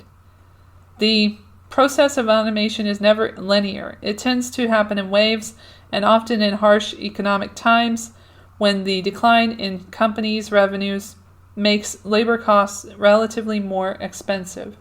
This is when employers replace less skilled workers with automation to increase labor productivity. Low-income workers in routine jobs in manufacturing and services like food and transportation are those most likely to be affected. The labor market will become increasingly polarized between highly paid work and lots of jobs that have disappeared or aren't well paid and are not very interesting. In emerging and developing countries, particularly those with a youth bulge, technology runs the risk of transforming the demographic dividend into a demographic nightmare because automation will make it much harder to get on the escalator of economic growth. It is easy to give way to excessive pessimism because we human beings find it much easier to visualize what is disappearing than what is coming next. We know and understand that levels of unemployment are bound to rise globally in the foreseeable future, but over the coming years and decades we may be surprised. We could witness an unprecedented wave of innovation and creativity driven by new methods and tools of production. There might also be a global explosion of hundreds of thousands of new micro-industries that will hopefully employ hundreds of millions of people. Of course, we cannot know what the future holds, except that much will depend on the trajectory of future economic growth. 1.2.2.3. What future growth could look like. In the post-pandemic era, according to current projections, the new economic normal may be characterized by much lower growth than in past decades. As the recovery begins, quarter-to-quarter GDP growth may look impressive because it will start from a very low basis, but it may take years before the overall size of most nations' economy returns to their pre-pandemic level. This is also due to the fact that the severity of the economic shock inflicted by the coronavirus will conflate with a long-term trend. Declining populations in many countries and aging demographics is destiny and a crucial driver of GDP growth. Under such conditions, when lower economic growth seems almost certain, many people may wonder whether obsessing about growth is even useful, concluding that it doesn't make sense to chase a target of ever higher GDP growth. The deep disruption caused by COVID-19 globally has offered societies an enforced pause to reflect on what is truly of value. With the economic emergency responses to the pandemic now in place, the opportunity can be seized to make the kind of institutional changes and policy choices that will put economies on a new path towards a fairer, greener future. The history of radical rethinking in the years following World War II, which included the establishment of the Bretton Woods institutions, the United Nations, the EU, and the expansion of welfare states, shows the magnitude of the shifts possible. This raises two questions. One, what should the new compass for tracking progress be? And two, what will the new drivers of an economy that is inclusive and sustainable be? In relation to the first question, changing course will require a shift in the mindset of world leaders to place greater focus and priority on the well-being of all citizens and the planet. Historically, national statistics were amassed principally to furnish governments with a better understanding of the available resources for taxation and waging war. As democracies grew stronger in the 1930s, the remit of national statistics was extended to capture the economic welfare of the population, yet distilled into the form of GDP. Economic welfare became equivalent to current production and consumption, with no consideration given to the future availability of resources. Policymakers' over-reliance on GDP as an indicator of the economic prosperity has led to the current state of natural and social resource depletion.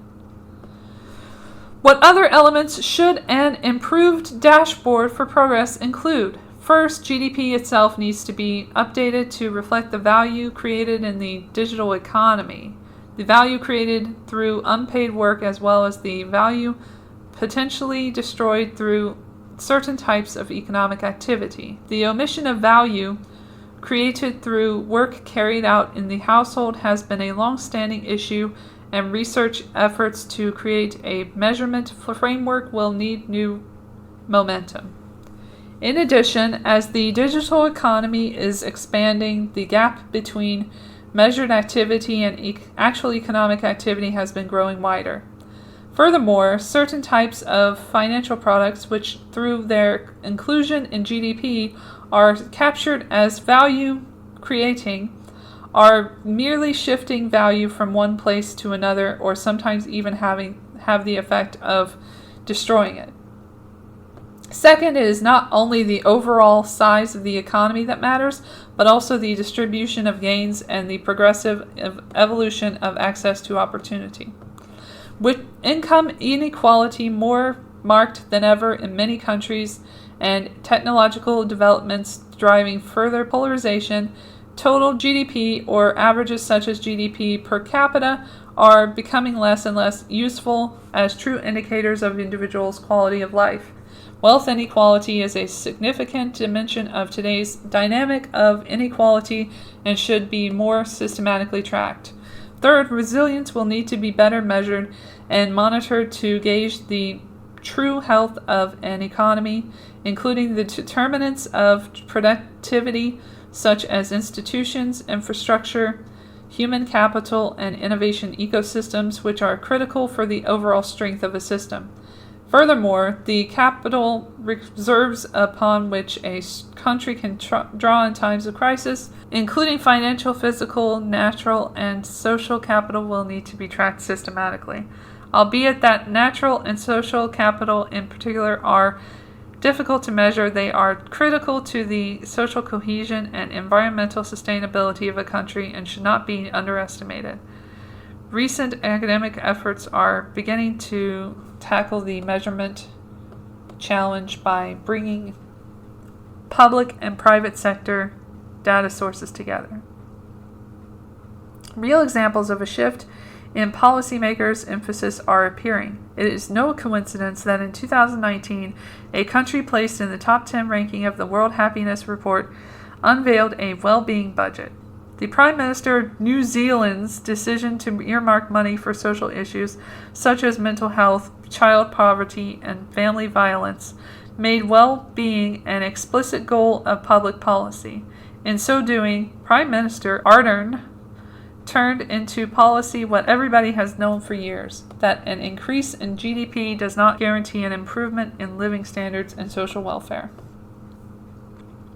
Additionally, several institutions and organizations, ranging from cities to European Commission, are reflecting on options that would sustain future economic activity at a level that matches the satisfaction of our material needs with the respect of our planetary boundaries. The municipality of Amsterdam is the first in the world to have formally committed to this framework as a starting point for public policy decisions in the post-pandemic world. The framework resembles a donut in which the inner ring represents the minimum we need to lead a good life as enunciated by the UN's Sustainable Development Goals, and the outer ring, the ecological ceiling defined by Earth system scientists, which highlights the boundaries not to be crossed by human activity to avoid environmentally negative impact on climate, soil, oceans, the ozone layer, fresh water, and biodiversity. In between the two rings is the sweet spot, or dough, where our human needs and those of the planet are being met. We do not know yet whether the tyranny of GDP growth will come to an end, but different signals suggest that the pandemic may accelerate changes in many of our well-entrenched social norms. If we collectively recognize that beyond a certain level of wealth defined by GDP per capita, happiness depends more on intangible factors such as accessible health care and a robust social fabric than on material consumption, then values as different as the respect for the environment, responsible eating, empathy, or generosity may gain ground and progressively come to characterize the new social norms. Beyond the immediate ongoing crisis, in recent years, the role of economic growth in advancing living standards has varied depending on context. In high-income economies, productivity growth has been steadily declining since the 1970s, and it has been argued that there are currently no clear policy avenues for reviving long-term growth. In addition, the growth that did materialize disproportionately accrued to individuals at the top end of the income distribution. A more effective approach may be for policymakers to target welfare-enhancing interventions more directly. In low and middle-income countries, the benefits of economic growth have lifted millions out of poverty in large emerging markets. The policy options to boost growth performance are better known, e.g., addressing basic distortions, yet new approaches will have to be found as the manufacturing-led development model is fast losing its power with the advent of the Fourth Industrial Revolution. This leads to the second key question around future growth. If the direction and quality of economic growth matter as much as, or perhaps even more than, its speed, what are likely to be the new drivers of this quality in the post-pandemic economy? Several areas have the potential to offer an environment capable of boosting a more inclusive and sustainable dynamism. The green economy spans a range of possibilities from greener energy to ecotourism to the circular economy. For example, shifting from the take, make, dispose approach to production and consumption to a model that is restorative and regenerative by design can preserve resources and minimize waste by using a product again when it reaches the end of its useful life, thus creating further value that can in turn generate economic benefits by contributing to innovation, job creation, and ultimately growth. Companies and strategies that favor repairable products with longer lifespans, from phones and cars to fashion, that even offer free repairs like Patagonia outdoor wear, and platforms for trading used products are all expanding fast. The social economy spans other high growth and job creating areas in the fields of caregiving and personal services, education and health. Investment in childcare, care for the elderly, and other elements of the care economy would create 13 million jobs in the U.S. alone and 21 million jobs in 7 economies, and would lead to a 2% rise in GDP growth in the country's study. Education is also an area of massive job creation, particularly when considering primary and secondary education, technical and vocational education and training, university and adult training together. Health, as the pandemic has demonstrated, requires much greater investment both in terms of infrastructure and innovation as well as human capital. These three areas create a multiplier effect both through their own employment potential and the long-term benefits they unleash across societies in terms of equality, social mobility, and inclusive growth. Innovation in production, distribution, and business models can generate efficiency gains and new or better products that create higher value added, leading to new jobs and economic prosperity. Governments thus have tools at their disposal to make the shift towards more inclusive and sustainable prosperity, combining public sector direction setting and incentives with commercial innovation capacity through a fundamental rethinking of markets and their role in our economy and society. This requires investing differently and deliberately in the frontier markets outlined above, areas where market forces could have a transformative effect on economies and societies, but where some of the necessary preconditions to function are still lacking. For instance, technical capacities to sustainably produce a product or asset at scale are still insufficient, standards are not well defined, or legal frameworks are not yet well developed.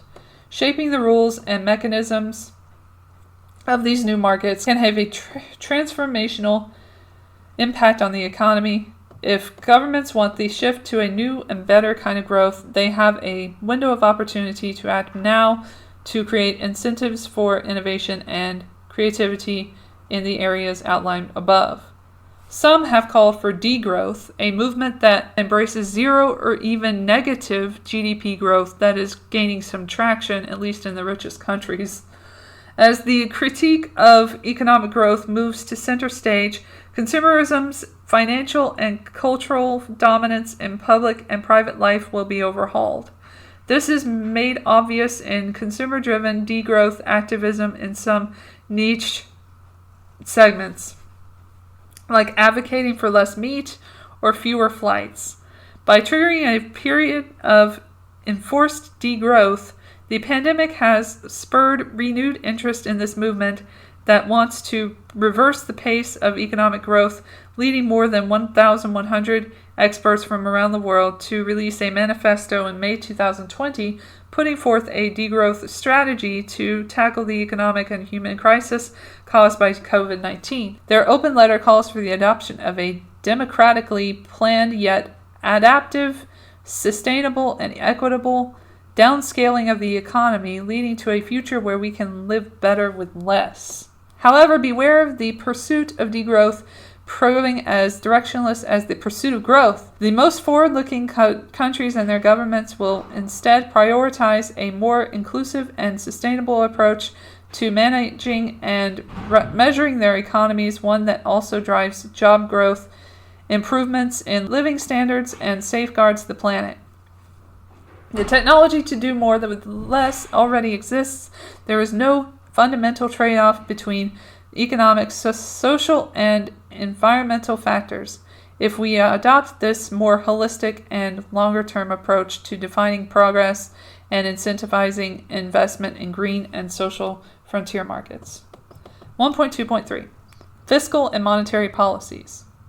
The fiscal and monetary policy response to the pandemic has been decisive, massive, and swift. In systematically important countries, central banks decided almost immediately after the beginning of the outbreak to cut interest rates while launching large quantitative easing programs, committing to print the money necessary to keep the cost of government borrowing low.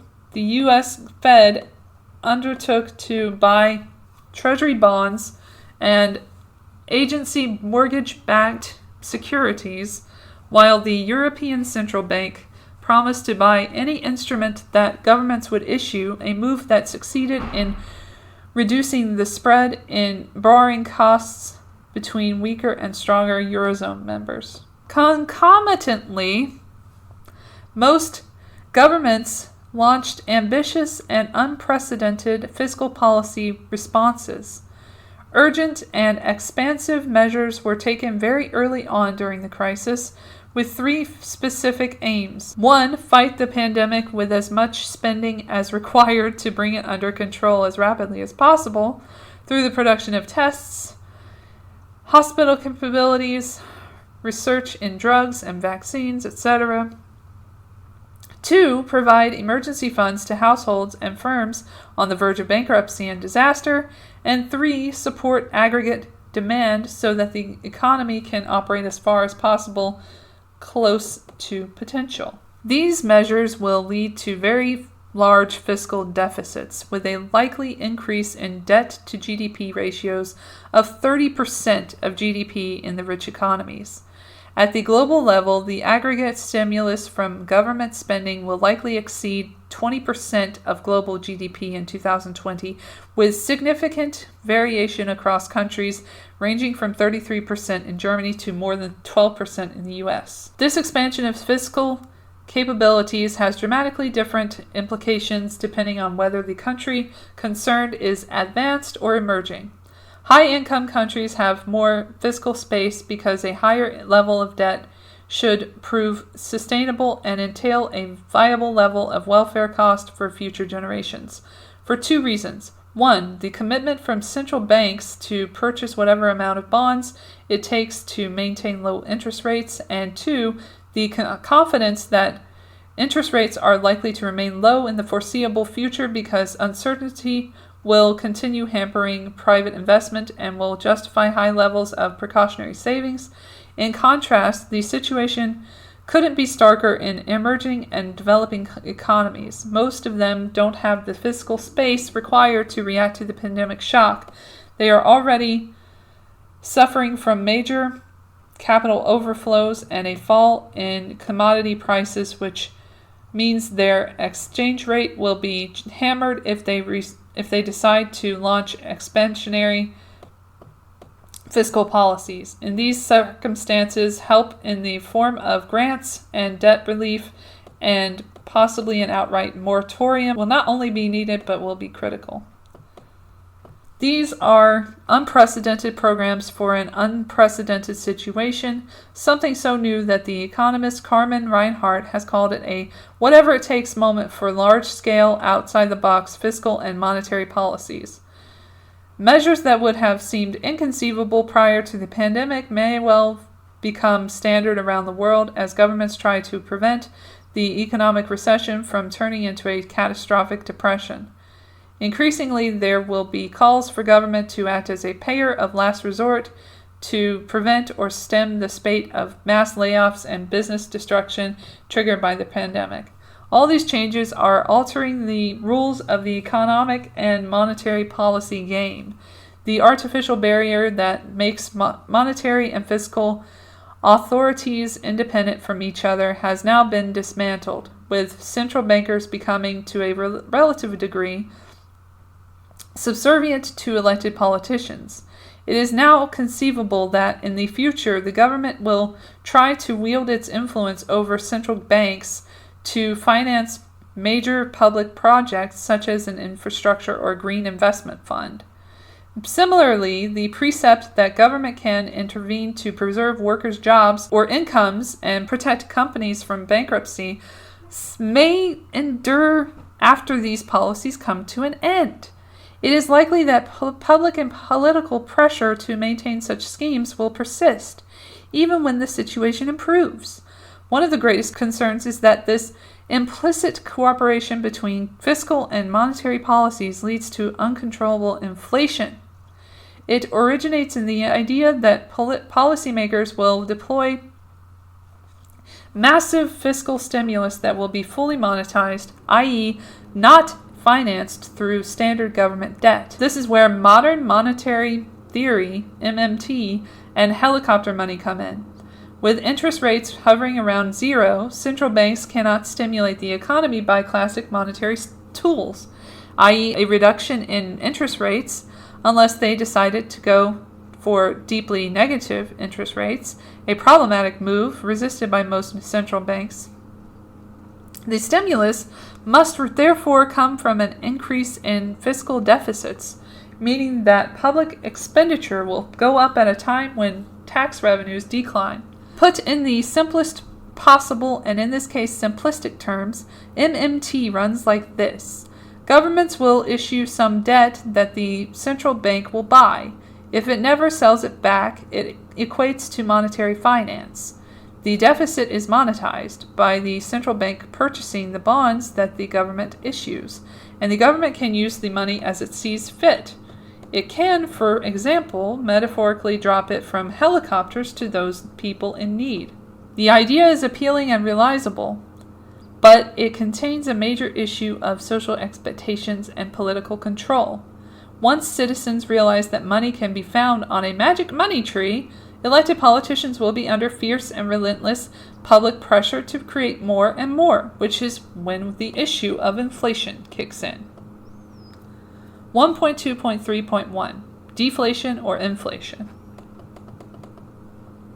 Two technical elements embedded in the issue of monetary finance are associated with the risk of inflation. First, the decision to engage in perpetual quantitative easing, i.e. in monetary finance, doesn't have to be taken when the central bank buys the debt issued by the government. It can be left to the contingent future to hide or circumvent the idea that money grows on trees. Second, the inflationary impact of helicopter money is not related to whether the deficit is funded or unfunded, but is directly proportional to the amount of money involved. There are no nominal limits to how much money a central bank can create, but there are sensible limits to how much they would want to create to achieve reflation without risking too much inflation. The resultant increase in nominal GDP will be split between a real output effect and an increase in price level effect. This balance and its inflationary nature will depend on how tight the supply constraints are, so ultimately on the amount of money created. Central bankers may decide that there is nothing to worry about with inflation at 2% or 3%, and that 4% to 5% is also fine, but they will have to define at an upper limit at which inflation becomes disruptive and a real concern. The challenge will be to determine at what level inflation becomes corrosive and a source of obsessive concern for consumers. For the moment, some fear deflation while others worry about inflation. What lies behind these divergent anxieties for the future?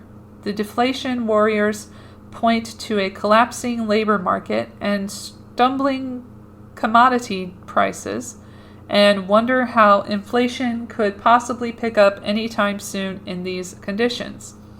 Inflation warriors observe the substantial increases in central bank balance sheets and fiscal deficits and ask how these will not one day lead to inflation and possibly high inflation and even hyperinflation.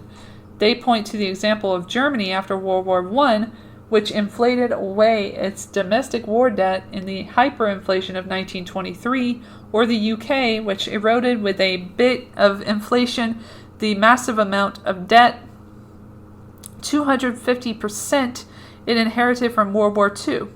These warriors acknowledge that in this short term, deflation may be the bigger risk, but argue that inflation is ultimately unavoidable given the massive and inevitable amounts of stimulus. At this current juncture, it is hard to imagine how inflation could pick up anytime soon. The reshoring of production activities could generate occasional pockets of inflation, but they are likely to remain limited. The combination of potent long-term structural trends like aging and technology both are deflationary in nature, and an exceptionally high unemployment rate that will constrain wage increases for years puts strong downward pressure on inflation. In the post-pandemic era, strong consumer demand is unlikely. The pain inflicted by widespread unemployment, lower incomes for large segments of the population, and uncertainty about the future are all likely to lead to an increase in precautionary savings. When social distancing eventually eases, pent-up demand could provoke a bit of inflation, but it is likely to be temporary and will therefore not affect inflation expectations. Olivier Blanchard, the former chief economist of the IMF, thinks that only the combination of the following three elements could create inflation. 1. A very large increase in the debt to GDP ratio, larger than the current forecast of 20 to 30%. 2. A very large increase in the neutral rate, i.e. the safe real rate required to keep the economy at potential. And 3. Fiscal dominance of monetary policy. The probability of each individually is already low, so the probability of the three occurring in conjunction with each other is extremely low, but not nil. Bond investors think alike. This could change, of course, but at the moment the low rate differential between nominal and inflation-indexed bonds paints a picture of ongoing very low inflation at best. In the coming years, high-income countries may well face a situation similar to that of Japan over the past few decades. Structurally weak demand, very low inflation, and ultra-low interest rates.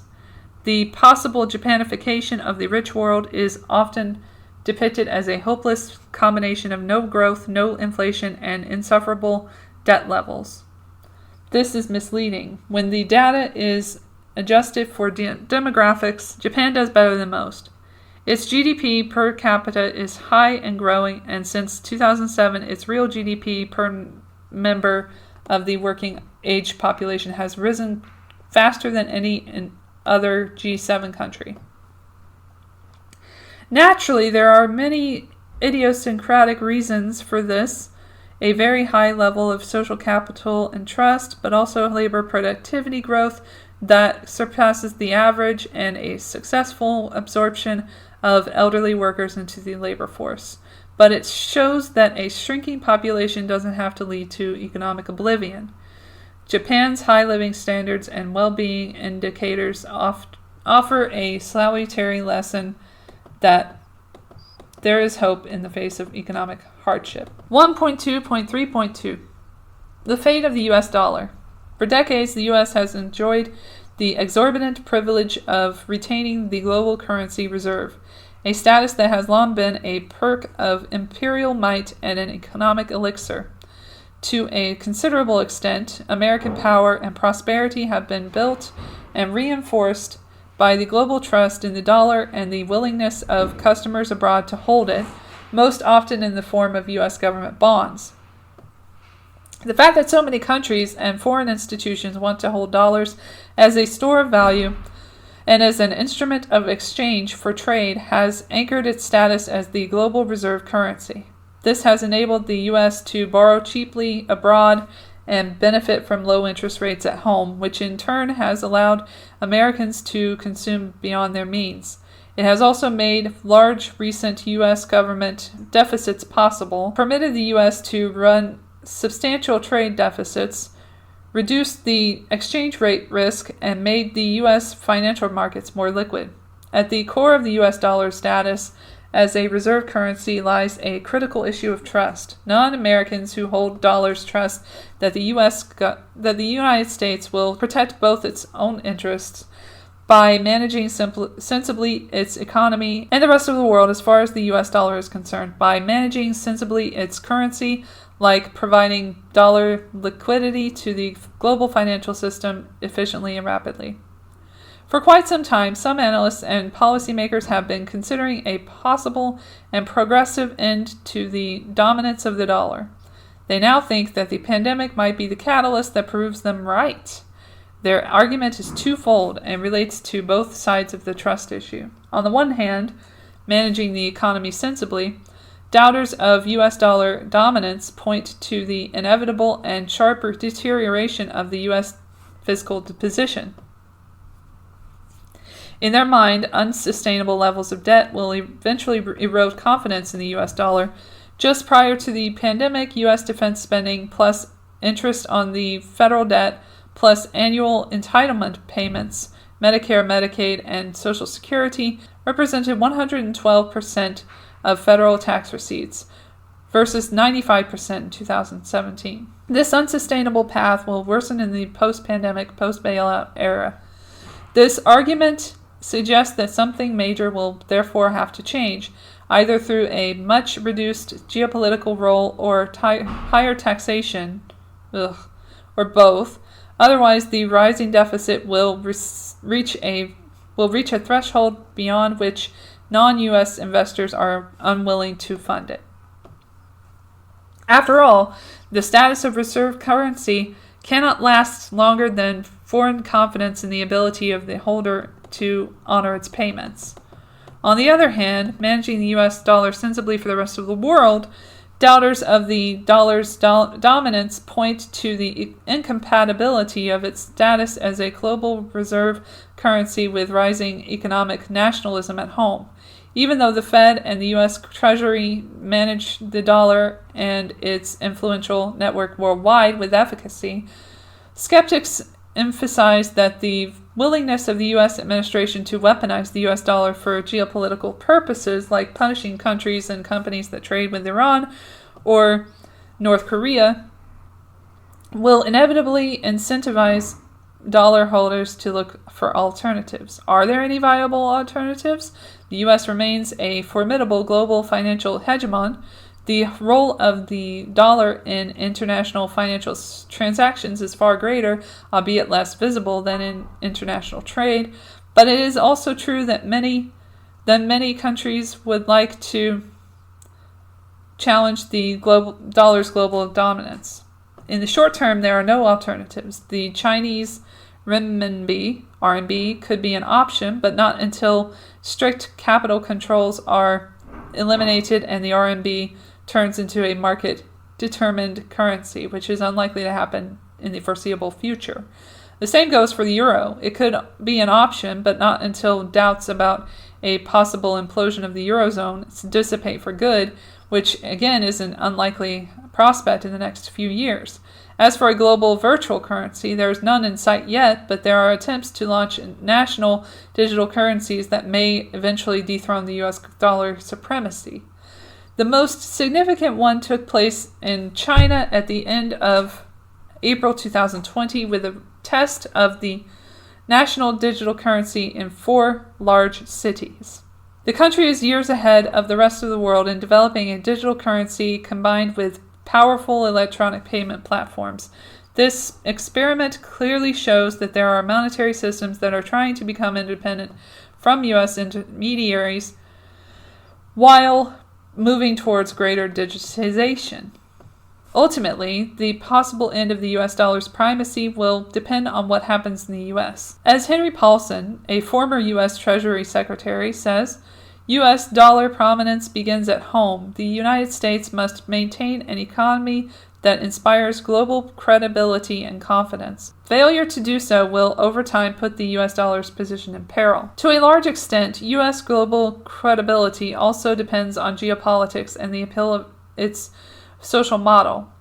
The exorbitant privilege is intricately intertwined with global power, the perception of the U.S. as a reliable partner, and its role in the working of multilateral institutions.